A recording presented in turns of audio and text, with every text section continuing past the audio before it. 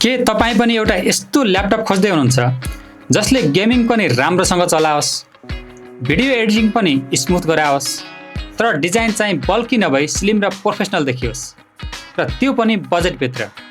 यदि हो भने यो भिडियो तपाईँका लागि निकै उपयोगी हुन सक्छ, किनकि आज म तपाईँलाई एउटा यस्तो ल्यापटपको बारेमा बताउँदैछु जसलाई मैले 1 महिनासम्म प्रयोग गरेर हेर्दा यी सबै कुरालाई एकदम राम्रोसँग ब्यालेन्स गरेको पाएको छु। भिडियो एडिटिङ र गेमिङको लागि राम्रो ल्यापटप उचित बजेटमा खोज्ने क्रममा मैले बजारमा धेरै विकल्पहरू हेरेँ।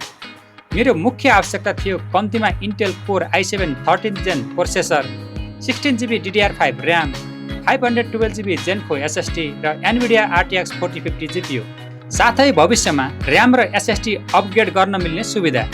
तर बजारमा उपलब्ध धेरैजसो ल्यापटपहरू या त धेरै भारी थिए या त अत्यधिक महँगो, र डिजाइन पनि प्राय क्लासिक गेमिङ स्टाइलमा भएकाले प्रोफेसनल प्रयोगको लागि त्यति उपयुक्त लागेन। यही क्रममा मेरो ध्यान एसर निट्रो लाइट 16 मा गयो, जसले मेरो आवश्यकतालाई स्पेसिफिकेसन, डिजाइन, डिस्प्ले र समग्र बिल्ड क्वालिटीको हिसाबले राम्रोसँग पुरा गरिरहेको थियो। हाल अन्तर्राष्ट्रिय बजारमा ऱ्याम र SSD को मूल्य बढेको कारणले गर्दा यस ल्यापटपलाई मैले झन्डै 1,40,000 मूल्य तिर्नु पर्यो, तर यसको स्पेसिफिकेसन अनुसार मलाई ठिकठाक नै लाग्यो। जब मैले यस ल्यापटपको बक्स खोलेर हेरेँ, मलाई यस ल्यापटपको डिजाइन र लुक्स एकदमै प्रिमियम र स्लिम महसुस भयो। करिब 2 केजी तौल भएको यो ल्यापटप गेमिङ सेगमेन्टका लागि हल्का छ। यसको व्हाइट थिम डिजाइन र क्लिन फिनिसिङले यस ल्यापटपलाई प्रोफेसनल लुक दिएको छ।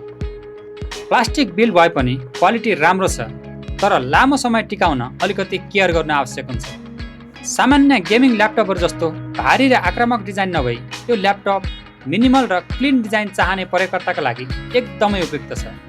यसमा 165 हर्ट्ज रिफ्रेश रेट भएको 16 इन्चको IPS डिस्प्ले दिएको छ, जसले गर्दा गेमिङ र स्क्रोलिङ दुवैमा निकै स्मुथ एक्सपिरियन्स महसुस हुन्छ।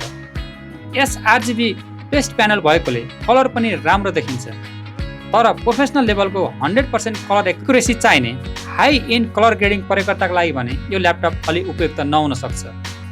पोर्ट्स र कनेक्टिभिटीको कुरा गर्दा धेरैजसो गेमिङ ल्यापटपहरूमा पोर्ट्सहरू पछाडिपट्टि हुन्छन्, तर यसमा लेफ्ट र राइट साइडमा राखिएको छ, जसले गर्दा प्रयोग गर्न सजिलो हुन्छ।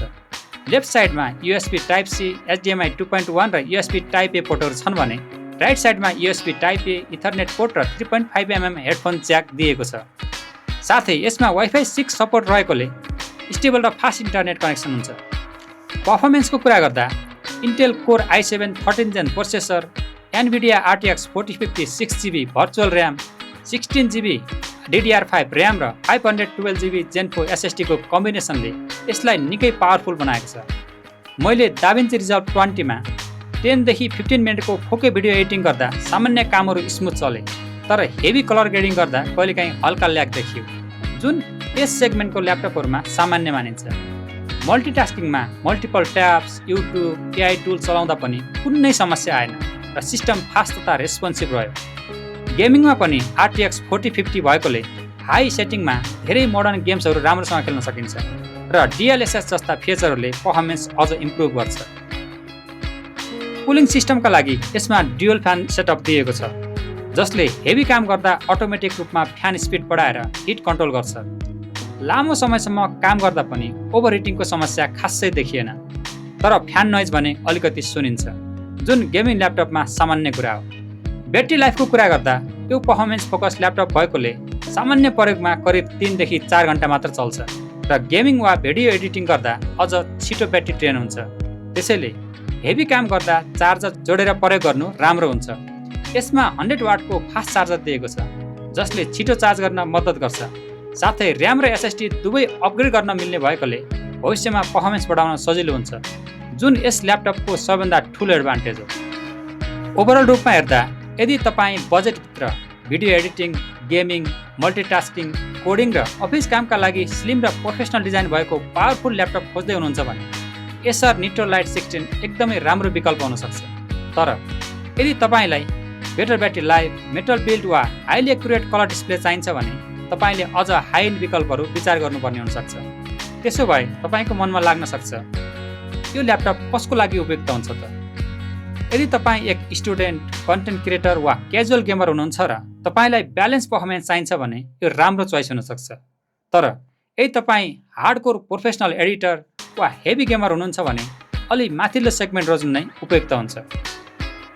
अहिलेसम्मको रिभ्यू हेरिसकेपछि तपाईँलाई यो ल्यापटप कस्तो लाग्यो? आफ्नो विचार कमेन्टमा लेख्न नबिर्सिनुहोला। यस्तै अनेस्ट र डिटेल टेक भिडियोको लागि हाम्रो च्यानललाई सब्स्क्राइब गर्न, भिडियोलाई लाइक र सेयर गर्न नबिर्सिनुहोला। हामी अर्को भिडियोमा अझ उपयोगी जानकारी सहित भेट्ने नै छौँ। तपाईँको दिन शुभ रहोस्। धन्यवाद।